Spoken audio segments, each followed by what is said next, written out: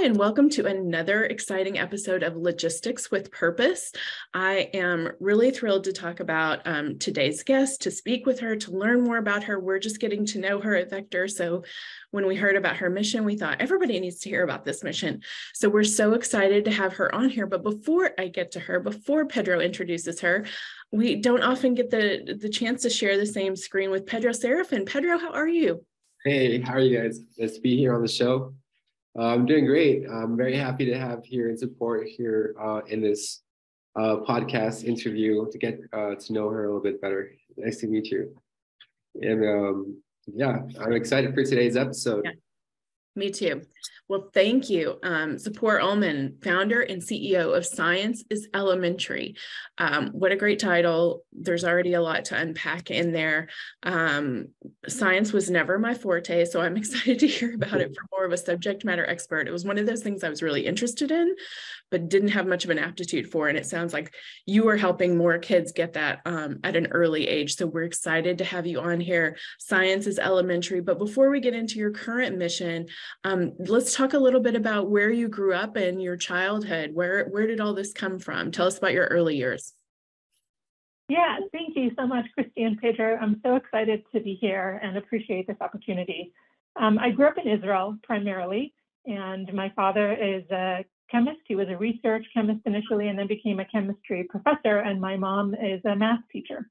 Wow. So I kind of grew up right in this really deep math and science household. And one of the things that was really great is that when I was growing up, there were a lot of math games or logic games that were available to kids. And so just kind of getting that experience in a really fun way, that was really exciting. And then when I was in middle school, we moved to the United States, to upstate New York. Shout out to Rochester there. And had a really fantastic high school experience. And so between having that experience in Israel and then coming to the United States and learning, like kind of having that culture shock of coming over, but really like that early love for math and science was really something that was big. Okay, so you are not the kid who rebelled. So I think we all have stories of both like my parents wanted this or my parents were really interested in this. And sometimes we go the same way and sometimes we go the polar opposite direction, maybe out of rebellion or just out of sheer, different personalities. So it sounds like you were on the same path and the same love that they were. Yeah, absolutely. And I think part of it is definitely an interest in showing the real, like the joy of it, right? Learning math through games is one of the best ways to learn math as a young child, right? Because it's fun and it's exciting. And then having that early exposure to scientists, going into those science labs and seeing all those cool things that were bubbling and the oddly shaped and interestingly shaped glass jars and things like that, and the different colors and frankly the smells of a chemistry lab, right? Those are things that it just shows why early exposure is so important. And I have two brothers and neither of them ended up in math or science, right? Okay. So it's like we were saying, right? Like not everyone, right? But I just think that had I not had that exposure, right? Then that would have been more difficult, right? That's not to say that you have to grow up in a math and science household to become a scientist, but it really shows the importance of early exposure and having adults in your network and in your family's network who are scientists and engineers, so that you can see scientists and engineers around you and see that representation.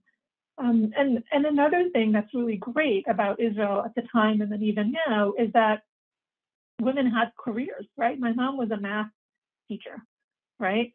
And we knew other women who were nurses, and so just knowing that there are opportunities for women to do a lot of interesting work outside of the home if they choose to do that. That was another great example.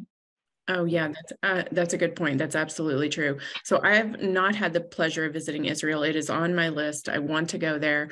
But what is it like growing up there? What it used to, was that very common? As you're saying, that was a little bit different to see women represented in careers like that. But was that common there? What was kind of the experience of childhood like growing up there? Yeah, so growing up in Israel in the 70s and 80s was just a phenomenal experience. You know, we didn't, everyone, so Israel started out as a socialist country, right? And so there were 5 of us living in a 900 square foot apartment. It wasn't, you know, we weren't rich, we weren't super well off, but we weren't hungry. But everyone was like that, right? So you didn't feel like you were missing anything. And, you know, we walked to school, we walked to our after school activities, we played outside. You know, there was so much opportunity for being outside, being independent, doing things on your own, and taking the bus on your own to go to the grandparents, taking care of siblings that are, you know, 8, 9, 10 years younger, and really having the opportunity, you know, with responsibility, you grow and you mature. Right. And so, right, and so being able to do that was really, it was just fantastic, and being able to be outside so much. And then in terms of women, right, having careers outside the home, they were at the time most of them were in more traditional careers that we would think of for women back then, Sure. right? Nurses, teachers, although one of my friends' moms was a lawyer. And so seeing that really was like, oh yeah, like this is what women do, right? Women have children, they love their children, they take care of their children, and if they choose to, they can go and have a career, right? And again, like having those role models, that's another thing that's really, you know, that kind of is important early on, is having those role models so that you can see that there are different ways of being, and different things that you can choose to do with your time. That's very inspiring. And also to get that culture shock, right? I mean, from living through Israel back to the US, and to see all the opportunities, I imagine. Well, tell us a little bit of a story that you could say that shaped you and who you are to become what you are now. Yeah, so I alluded earlier to going to a chemistry lab, right? And I have such strong visceral memories of being in those labs and watching the people do things, and the smells, and it was just so neat to be able to go and be able to mix things and see what happens when you do that. And walking, you know, it's just, that was such an important thing early on.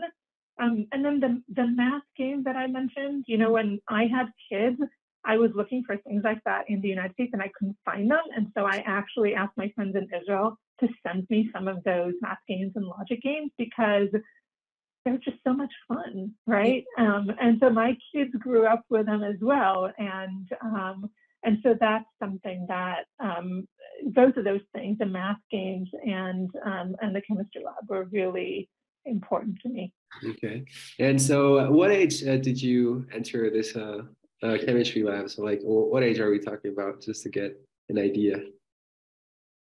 In Israel, so you're asking what age was like the chemistry lab, or what? Like, how old are you when you got this experience? Oh, so the math games was from very early on. Okay. Some of them were toddler games. And the chemistry lab was definitely in, you know, early elementary and then in late elementary. Okay. Definitely a place you'd not usually see kids. Yeah. Yeah. I guess you got. You know, I think. Sorry. Go ahead. Thanks. I think as adults, we often think that there are certain things that kids can do and kids can't do, Sure. right? And so I think there are many things that kids can do and can be exposed to, obviously in a safe way, right? I didn't handle dangerous chemicals, right? But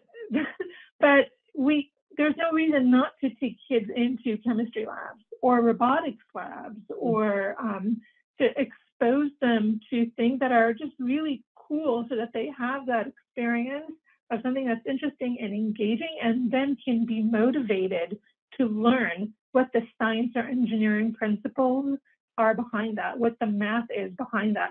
That hands-on experience, that first-person experience is so key. Humans are experiential creatures, right? And so giving children as many opportunities as possible to be, exposed to as many things as possible, again, in a safe way, Right. I think is really key to instilling a love and a curiosity. It makes sense. And you are, yes, you're giving us a straight line into about what we're going to talk about soon, which is more your career path. And it makes perfect sense now getting to know you. So let's speed up time a little bit and get to your professional journey. So after graduating college, what did that early career look like? Yeah, so I just want to say one thing about college, which Please. is, again, a shout out to Case Western Reserve in Cleveland. It's an amazing school, and I had a great time there. And in addition to the classes that I took there, I was able to do research in several labs, and that's an opportunity that, again, having that experiential learning, but now at a higher level, was really important. And being able to do undergraduate research is still, unfortunately, somewhat rare, and was even rarer back then. So that was really important. Another thing that helped shape me is the opportunity to volunteer in Cleveland. And Urban America in the 90s really showed me the disparity that exists in the United States. So like I said, growing up in Israel, everybody lived in the 900 square foot apartment, right? Whether there were 4, 5, or 6 of you, right? And then coming to the United States and really seeing the disparities between, lower income people and higher income people, and then also Black people and white people at the time. That was the population in Cleveland, and really seeing that, you walk into these schools, they are so under-resourced, and the kids there were so amazing. They're just as bright, they're just as talented, and it was just so sad that the schools did not have the resources to really enable these kids to have the same access and the same opportunities as the kids in other areas and better resourced areas. So I graduated and then went and got my PhD at Stanford, and again had amazing opportunities across the country. Yeah, New York, Ohio, Bay Area, and so Stanford, again, tremendous opportunity. Obviously, in terms of world-class research, right, world-class faculty, and also I had the opportunity to volunteer to tutor and mentor now children at the high school level. And so that was, so education was really this underlying theme in my life, even though, I wasn't officially studying education. It's always been something that was important to me. And so then, I did a variety of different things that seemed completely unrelated to one another, like business strategy consulting for a couple of years, some nonprofit management, working with a seed venture capital firm to help find projects and ideas at Stanford that could be spun out into different companies, helping to do fundraising as a lay leader in a variety of nonprofits, right? And so, I had all these experiences, and then when I finally started Science is Elementary, it turned out that all of these different bits and pieces were really important to being able to found and run a nonprofit. 100%. And what made you launch this organization? What was your mission when Science Elementary started? Yeah, so like I said, education's been a theme throughout my life. Science and been a theme. Experiential education and just having these eye-opening experiences has been a theme. And when our older son was about to start kindergarten, we were looking at different schools, and I realized that so many schools weren't teaching science in elementary school. And even those that were, this is in 2008, right? Even those that weren't doing a great job of it. And what I mean by that is that a lot of schools were lacking that hands-on experiential piece, which, like I said, is so key to getting kids engaged. And so I thought, okay, like I'm going to have one child in elementary school, one in the preschool program. Like this is like I'll start something. I'll work with an organization that's working on science education in elementary school. And I looked around, and there really wasn't anyone who was doing that. Mm. And so I thought, okay, I will start it. And if you had asked me a year before, 10 years before, if like, oh, are you an entrepreneur? I would say no, right? But I think it's really testament to the fact that when you see a need, for a lot of us, it's, like, oh, I have to do something about this. And I have the training, I have the expertise to really try and solve a problem that I see that's existing out there. And so initially we started really wanting to bring experiential education to children in under-resourced communities and communities that are historically marginalized. And our mission is really to provide inspiring and innovative, high-quality science experiences to preschool children and elementary school children who need them the most. And I think it's very important that you say inspire, because it's those hands-on experiments or that experience with science directly that, for example, made who you are and made yourself fell in love with science and math, right? And I think you're providing this opportunity for more kids to be those future scientists, or to inspire. I think that's very amazing. I really Thank you.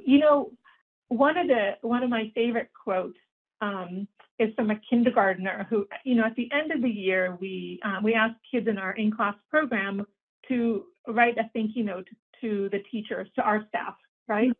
And so they're kindergartners, right? They draw pictures, some of them write things, and a kindergartner whose native language is Spanish wrote mind-blowing science. And he wrote it. It was so cute. It was like BLOEINGE, right? That's how, for him, that's how you spell blowing, right? And it was just so, and there was a big heart there, right? So that's what we want. We want kids to think that science is mind-blowing, right? That it inspire awe, and that they want to continue to do that. And so it's just really great to see them being inspired. And another girl who had experience with our book said that she didn't really care about science before, but now she joined the middle school robotics team. Wow. And so that inspiration is really, really key. Yeah. And I'm curious, you mentioned in college that you were volunteering with high school kids. So was it also, I guess, did it drive home the concept of we need to start earlier? You may have saw some either struggle in learning it later or more apathy, anything like that? Was that sort of a reinforcing period? Yes, 100%. Okay. And a lot of it is that, a lot of kids, particularly girls and particularly children from historically marginalized communities, would say, oh, I'm not good at math. I can't do math. I can't do science. And it's partially because when they were in elementary school, they didn't have the exposure to really exciting hands-on experiences, and no one told them that they could do it, right? And one of the things we do with the children that we work with, in addition to doing fun hands-on experiments and teaching scientific thinking, is giving them examples of other people who have persevered through difficult times in science and engineering.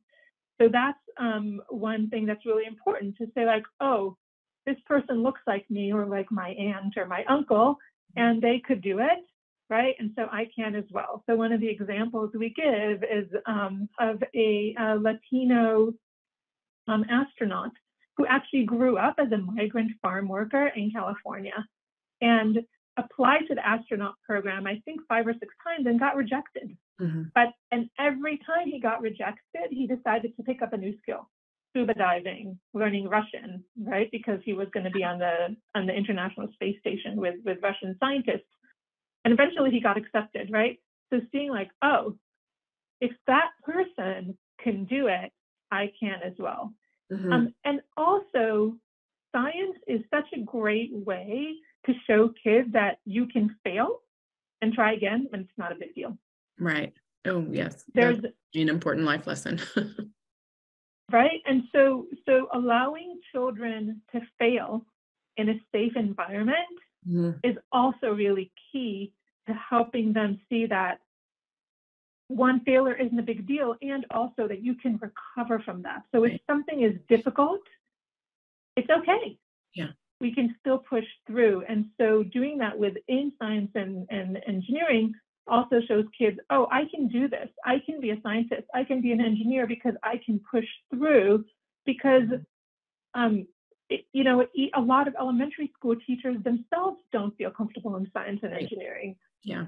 And so bringing in people like mentors and role models into a classroom and showing kids that they can fail and still succeed, that's also really important. Yeah, 100%. And you, so we've talked a little bit about your mission. What does it look like in action? You've sort of given us a little bit here and there, but what would people expect to see as your program is carried out? So we have 3 main programs. We have an in-person program for elementary school students. We do professional training for preschool and elementary school teachers, and we have the SIE Books program. So in our in-person program, we have our own trained staff who are themselves scientists and engineers and have a lot of experience in elementary school classroom, going into the classroom together with STEM professionals that we recruit and train to volunteer with us in the classroom. So we bring 4 or 5 adults into every classroom that we're in, depending on the age of the kids. So we start in kindergarten. And we always introduce, whenever we go into the classroom, we introduce the lesson with a phenomenon, right? Something that kids will look at and go, and then they do experiments in small groups. And each of the groups is facilitated by a scientist or an engineer so that we can really build those relationships between the volunteers and the children so that every child feels that they're seen, so that they can have one-on-one conversations and get attention from a caring adult. And we're in the classroom 9 times every month of the school year.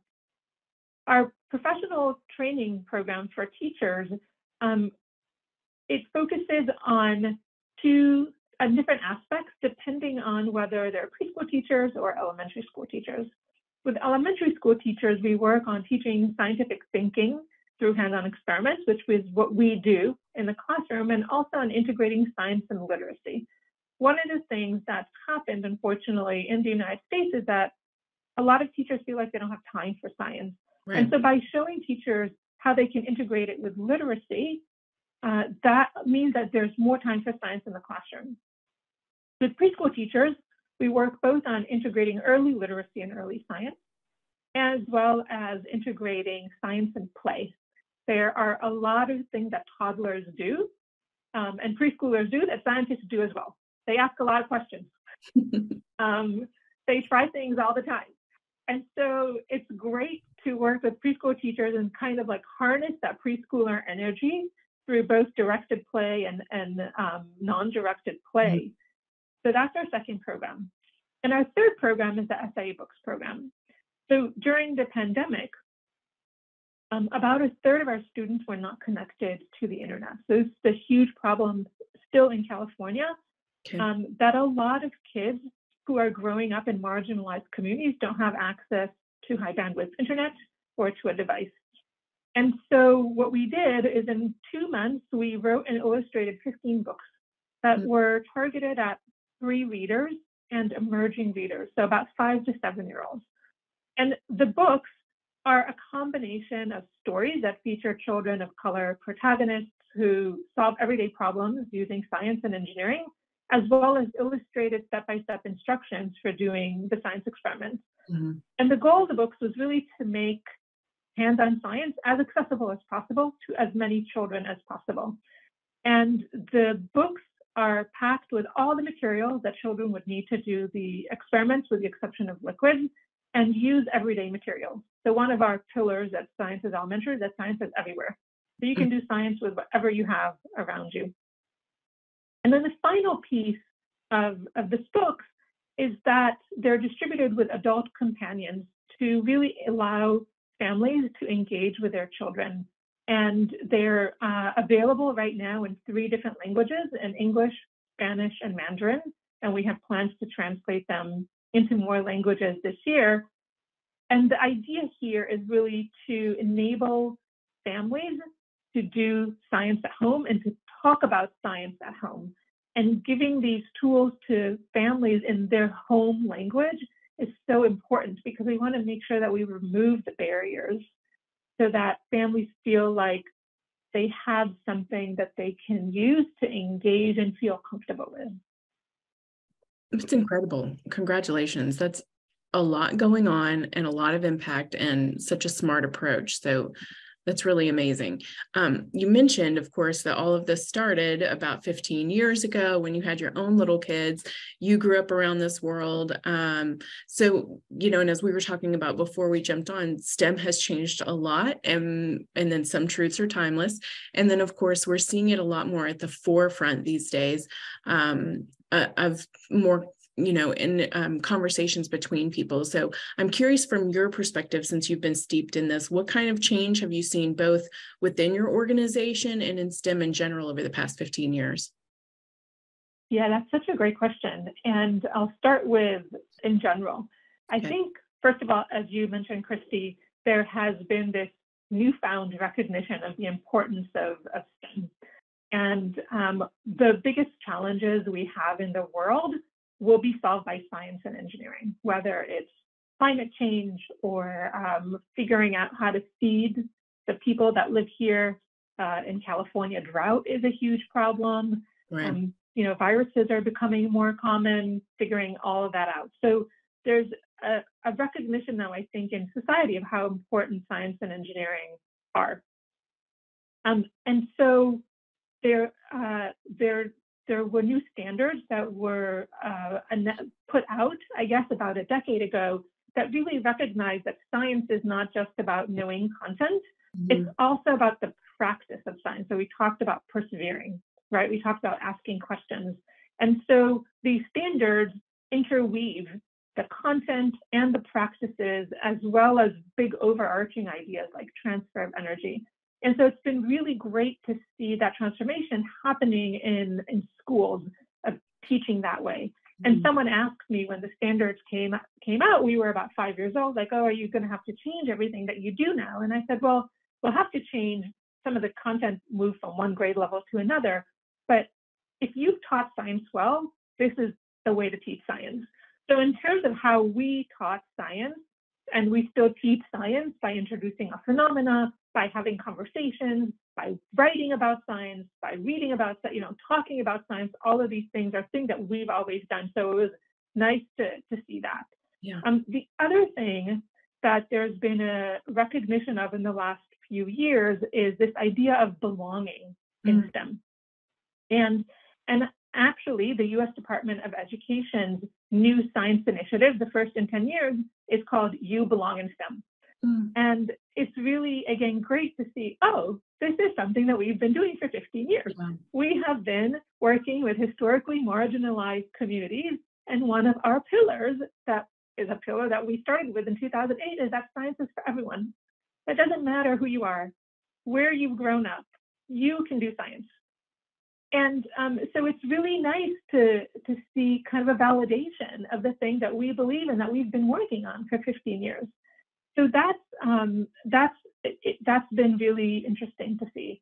Yeah. And one of the things that's been sad is that there's also, in some places in the United States, a fear of science, or this thought that science doesn't always tell you what's happening, and a lack of belief, lack of trust in scientists. And that's something that's making me very sad, to be honest. I don't know how to solve that, but I think that's going to be something that's going to be really important for us as a country and a society to address, because like I said, we need scientists and engineers to solve the problems that we have locally, nationally, and internationally. And so that means that we need everyone to understand science.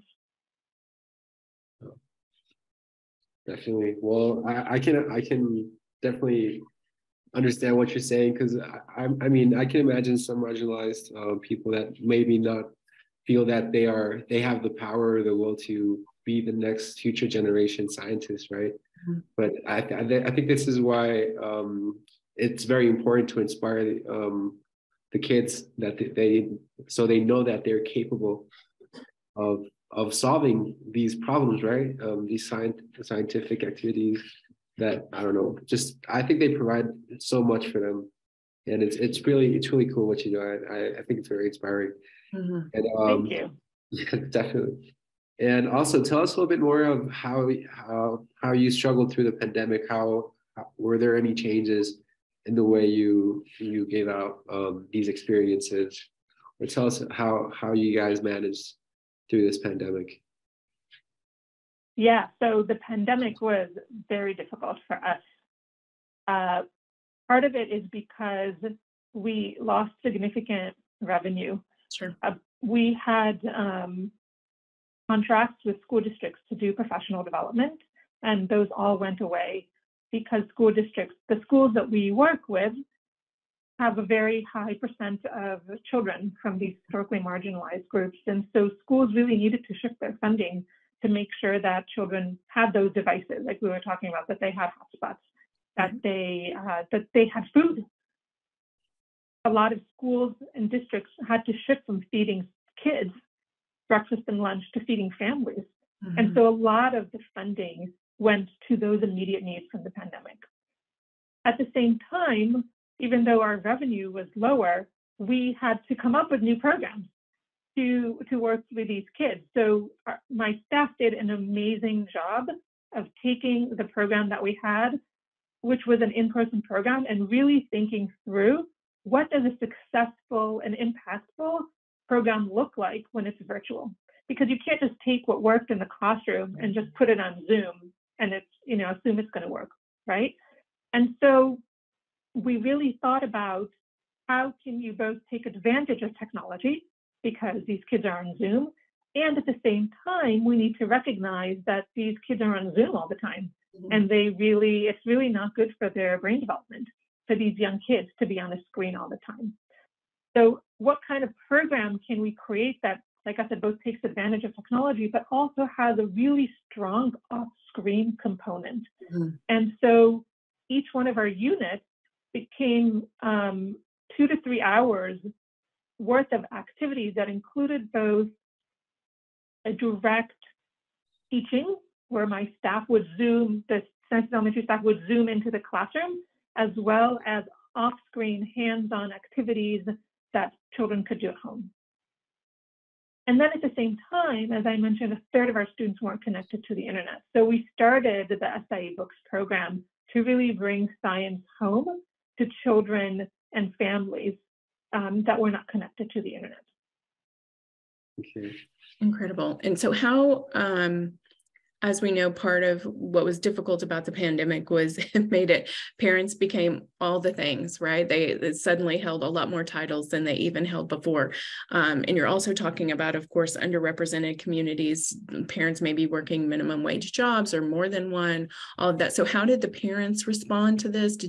What was the feedback from them on, suddenly them also having to help execute this stuff along with the rest of their schoolwork, and the rest of their jobs and daily lives that they were that all was interrupted.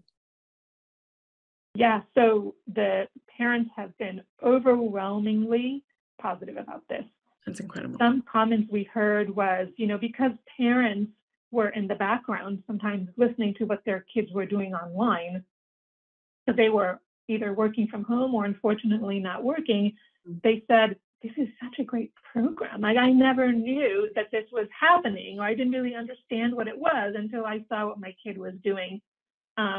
And so we got a lot of that feedback through teachers of saying, parents really love the virtual program. For the books program, that was another thing that parents really loved. And after the first roughly 10,000 books and kits were distributed, we sent out a survey. And we learned, of course, the kids loved the books. We knew that was going to happen, right, based on our experience and expertise in elementary education. So we knew that. The thing that surprised me, to be honest, is that all the parents who replied used the adult companion that we sent out. That was not something that I had anticipated because, like you were saying, they were being all the things, right? Yeah. And the thing that was even more surprising is that half of the parents went through the adult companion with their children page by page. Wow. So that is something that was truly amazing, that this really showed that there's this pent-up demand and desire for parents everywhere to engage with their children. All parents want children to be successful, and they want them to get a good education. And we forget that sometimes, right? And so in particular, I think giving parents tools in their home language and also tools that didn't assume anything. So the parent companion includes questions that parents can ask children. If the questions are closed-ended, the answers are also provided. And that's not because we think parents don't know the answer to how many sides there are in a triangle. Of course they do. But oftentimes, if you've grown up in a marginalized community, you've been told you don't know this, you can't do that. And so we just wanted to give parents the confidence that they can engage with their children on this. And there's also a discussion of a scientific practice, like asking questions, why it's important, where it's used in everyday life, and how you can foster that in your children. And we don't call it a scientific practice, right? Again, we want to remove those barriers. And so I think for parents, having this tool has been really helpful and really successful. We went and did an interview with a family a few weeks ago, and the parents are both from Mexico. They only finished middle school. The father is a bartender. And so we asked them, what happened with the books? And, do you talk about science now? Did you talk about science before? And they said, oh, before we didn't talk about science. Now we talk about science all the time. Wow. And the dad said to me, did you know that there's science in mixing drinks? And I said, yeah, isn't that amazing? Right? So not only are we impacting the children, now the parents are recognizing, oh, this is something that I can do. I can contribute. I can tell my children about my work in this context, right? And we discovered from this family that they kept all the books. They've gotten them over a period of 2 years. And when other families come over, their daughters take the books and teach the science to the other kids who come over, right? And so these books have an impact beyond the child that receives it. They have an impact on the family. They have as a unit. They have an impact on the parents as individuals, and they have an impact on the community. That's remarkable. We've mentioned, of course, a couple of amazing success stories so far. I'm curious also if you have any success stories around, particularly as we were talking about before, the idea of failure is okay, failures lead to breakthroughs. And so, yeah, any more success stories to share with it? We'll keep taking those all day long. Yeah. Around failure, it's, you come to kids sometimes and they say, I can't do that. Right. And some kids, not all, but some kids, I can't do that. and they'll just kind of sit back in their chair and give up. And so the question is, as a teacher, how do you support or scaffold, right? That's the word in pedagogy. How do you scaffold and support those kids to show them that they can do it? So a very simple example, we build a kazoo out of craft sticks and rubber bands and paper. And one of the things the kids need to do is to stretch a rubber band over the craft stick. And it is hard because their hands are small, sometimes smaller than the craft stick and the rubber band. And so they struggle with that. And that's okay. And so, you know, we've had kids that I can't do that. I said, well, I'm going to hold this end and you pull it over that end. And then they do that, like, right? And it's something as simple as I can pull a rubber band on my own. And then the next step of, you know, doing this and doing this and doing that, they're much more amenable to trying, right? Or they'll say things that I can't wrap that. I say, well, why don't you try? And if it doesn't work, then I'll help you, but you try first. And so there's a lot of stories like that of young kids who are kind of ready to give up because they don't think that they can do it because, you know, society tells them that they can't, right? And so by encouraging them and then having them continue through, that's always remarkable. We've had kids tell us, you know, we also interview kids and, you know, we're scientists, and so we collect a lot of data all the time.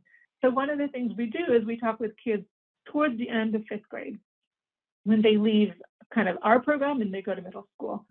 And one of the things we ask kids is, you know, what did you learn or how do you feel? And one of the girls said to me, you know, do they have science like this in middle school? I really hope they teach us science this way, right? So like really like, oh, okay, yes, they do have science in middle school, right? And so just this like desire to learn more, the kids in our program want to learn more science. We compare them to kids of similar demographics, and they want to learn more science. The girls are twice as likely to say that they want a job with science. And so that's just really incredible that you take these kids who, you know, don't have the resources in their communities, and now they're excited to learn science. They're excited to have a job in the STEM field. So that's, you know, those are some success stories from the class program. And with our books program, the demand has just been incredible. We did not expect it, to be totally honest. We were creating this program to kind of fill a need that we saw during the pandemic. And as it turns out, that need is still present, even though kids are now back in regular school. Right.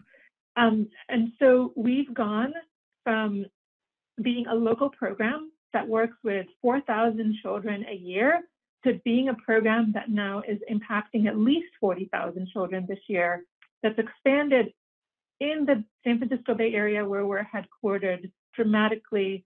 We have pilot programs in 2 other states. We are sending books to China through a partnership with one of our corporate partners, and we're looking at several other countries to expand to, again, through different partnerships. And almost all of this has been from demand, that people are finding out about the program. They're finding out about its successes and how great it is, and they want more of it. Wow, that's terrific. That's really remarkable. I mean, you've been doing this for 15 years, right? And I mean, I think I might even qualify for like the age kind of. Right now I'm 26, right? So 15 years ago, I'd be 11 years old, and probably this program could have, well, I wasn't part of it, of course, but it would definitely make a big difference. And it probably I don't know if you know anyone that has been part of the sciences elementary and then being a scientist. I mean, I think that'd be really cool to know, right? To see yeah, we're working on that. We're trying to part of the our youngest students graduated from high school in 2020, and so we had all these plans And then, we know what happened in 2020. And so we're now trying again to go back and to figure out, like, how do we find these kids? Because one of the challenges is that in a lot of historically marginalized communities, and particularly in the Latino community in California, there's quite a bit of movement, right? So kids might not be in the same school district that they started in because parents moved to where the work is. So we're trying to figure out how to find some of these kids and see what impact the program has had on them. All right, that's definitely, I mean, I just really like that because for example, for me, I had a similar experience, but with arts, I was part of like this program with a lot of arts related, like painting, music, theater, and stuff like that, and it really changed me. I mean, it really made me who I am. I mean, in a way of speaking, right? So I can definitely relate to anyone that would be part of Science Elementary, and I would actually want to be part of it now that you're talking about all these experiences. I would like to get to know them, right? So what's your favorite part? What I know you do a lot of things in Science Elementary, but what is like your most favorite part, right? What is it? Yeah, absolutely, watching the kids. It's really great. You go into a classroom where you go into an after school program and kids do this and they go like they're for those on the podcast who can't see me, right? Like their eyes get really big. Their mouth opens into this big O, and they're just watching a kid have that sort of transformational experience, just like you talked about, Pedro, right? That is definitely the best part, is watching the kids experience the joy and the awe of science. That's it. That's why we do it. Oh, it's very. Yeah, it makes sense. You also mentioned some of your corporate partners. You've mentioned adults coming in and out of these classrooms. That is no small feat either. So is there anybody you want to give a shout out to, or even the volunteer programs that you participated in that have helped you so much along in these years? Yeah, so I want to give a shout out to KLA. They're one of our corporate partners headquartered in Milpitas.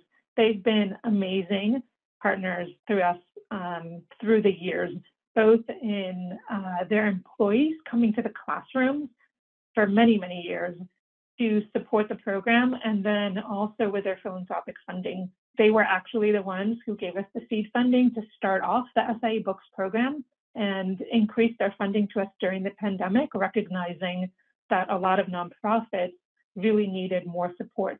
And so they've just been amazing, and our partnership has actually expanded and deepened since then. All right. Well, yeah, I mean, I can correlate that there's a lot of things going on in the back end of Sciences Elementary, right? I mean, one of the things that also are required to be done, I don't know, we work in the logistics area. I mean, as you may know, logistics do play a really big key in getting all of this knowledge, products, experiences directly to the kids.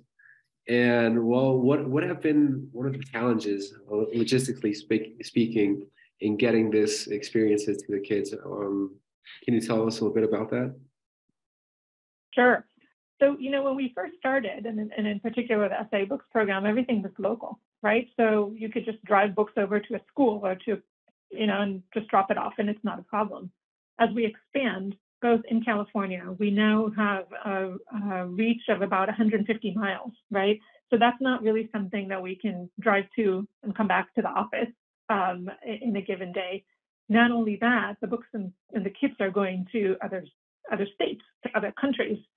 And many of our books, most of our books are distributed for free. So far, everything has been distributed for free, and it's been entirely grant funded and philanthropically funded.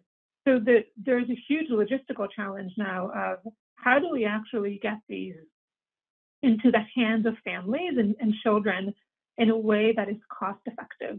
I mentioned before that we believe science is everywhere, so we use simple materials. Our books are printed in black and white so that they're not so expensive to produce, and we can really make science accessible for everyone. And so figuring out how to get these out to kids has been something that we're working on, right? So locally in California, we're working with a courier that's a small business based in Oakland. So we also, in addition to working with historically marginalized communities, we also like to support small businesses whenever we can, and especially if they are hiring people from those communities. So the courier service in Oakland is one of them. And then getting things shipped overseas is now a new challenge for us as well, right? Learning all the different things and, how do you even get things to China? What are the different rules? What can go in a box? What can't go in a box? How do you pack it? All of those things. And also, paper is heavy. We don't really think about it on a day-to-day basis, but books are heavy. And a lot of distribution that's in the United States is by weight. When you ship internationally, it sometimes goes by volume. But trying to distribute things and figuring out, one of the things we're working on is thinking through, does it actually make more sense to have printers at the different sites that we're distributing to, so that they can print the books and we can ship the materials, and then we avoid the cost of shipping heavy paper or heavy books across distances. So we're actually probably going to hire a logistics manager in the spring, because this has become such a big part of the organization, and it's something that we've never had to do before. And so we have this. It's great. We're expanding. It's amazing. And at the same time, there are additional costs to us to get this program and this mission out to more children and families. That makes perfect sense. Yes. And it's, everybody has had a basic education in supply chain during the pandemic for sure, and wonders where their stuff is. And now is hopefully amazed by, 2-day shipping and things like that is largely not possible to many places. So as someone who deeply values education, you mentioned several challenges that you've come across. Is there one or two specific things that stand out that you wish you had known before? It's really complicated.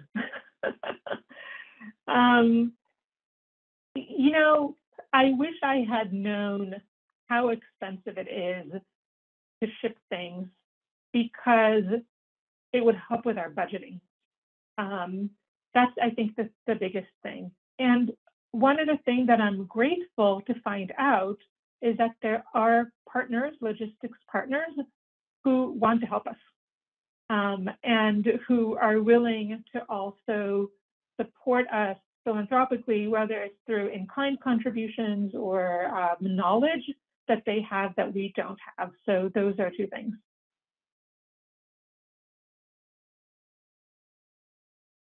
Definitely.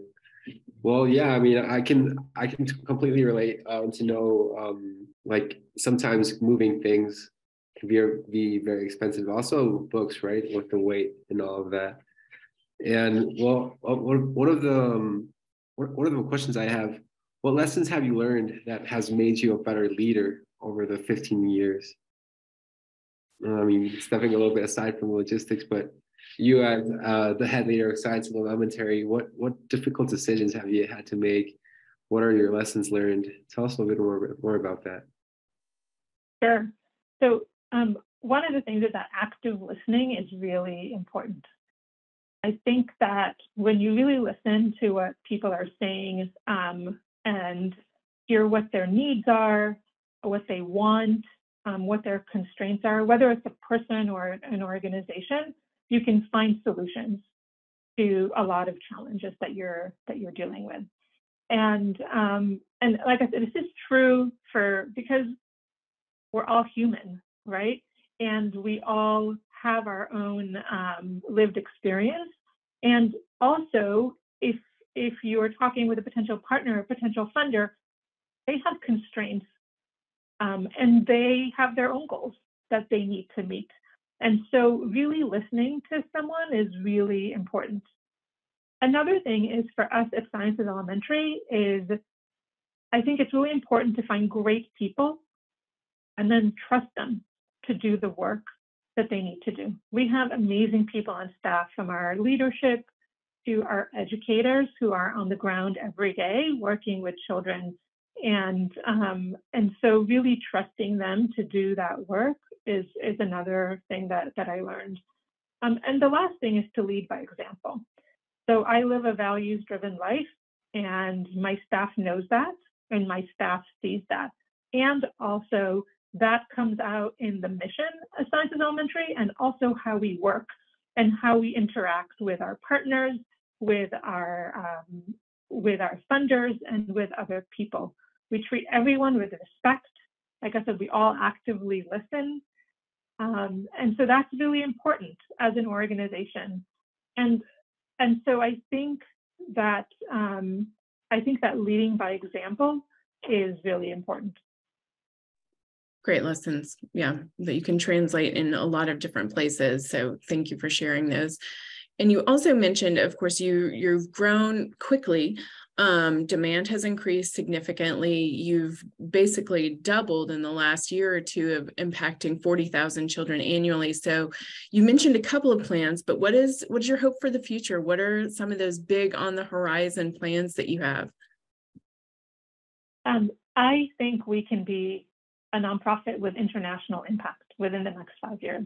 And we can reach hundreds of thousands of children every year with the support of like-minded folks, whether they're partners who help us with our distribution, whether they are funders, or other corporate partners who can help with in-kind donations.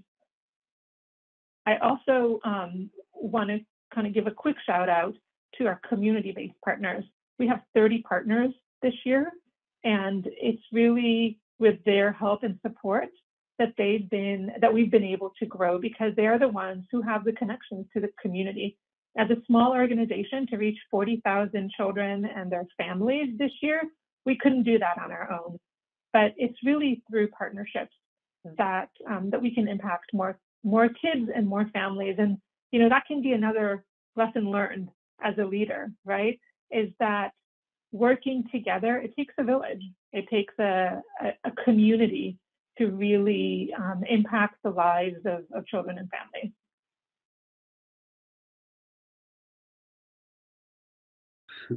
Definitely, I can completely understand that. I mean, they are a very important role for getting these books to where they need to be, and having that connection and knowing these people at the end of the line. I mean, this could not be possible without them, right? And right. What would be an advice? Can you give us some advice for anyone trying to create an impact through education? Sure. So I would say look locally first. There are a lot of nonprofits, like some of the community-based organizations that we partner with, that are doing great work on the ground in your community, wherever your community might be. And so looking to those organizations and seeing how you can get engaged with the work that they do, I think is the best first step. And there are some that are obvious, that are national organizations, like the Boys and Girls Club or the WISE. Don't overlook the small nonprofits like Sciences Elementary. There's a lot of great work that happens in your community that's being done by smaller nonprofits. So I think getting engaged, like doing the research to see what's available, and then getting engaged with those organizations. Okay. No, that's very good advice. I think I'll keep it in consideration when I start my own venture to impact the world. I mean, it's very inspiring. I really like this interview and talking to you to get a little bit more about all the things that you've been doing. And I don't know, it's very inspiring for me. I really enjoyed it. Thank you so much. And how can our listeners connect with you and support you, volunteer, or donate to Sciences Elementary? Yeah, so the easiest thing to do is to just go to our website, which is scienceiselementary.org. And you'll find all the information that you need on there, from volunteer opportunities to our programs to donations. And if you want to engage with us in a way that doesn't seem obvious, on the website, you can just send an email to info@scienceiselementary.org. We would love to hear from you.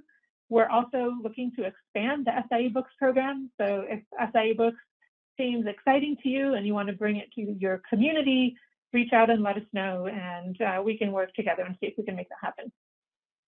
Thank you. Fantastic. Tzipor Ulman, Science is Elementary, thank you so much for your time today. We deeply appreciate it, and of course, appreciate the work you're doing. Thank you for everybody who's listening. Thanks for joining us. We hope to see you next time with another incredible guest that will, like Pedro said, continue to inspire you to change the world.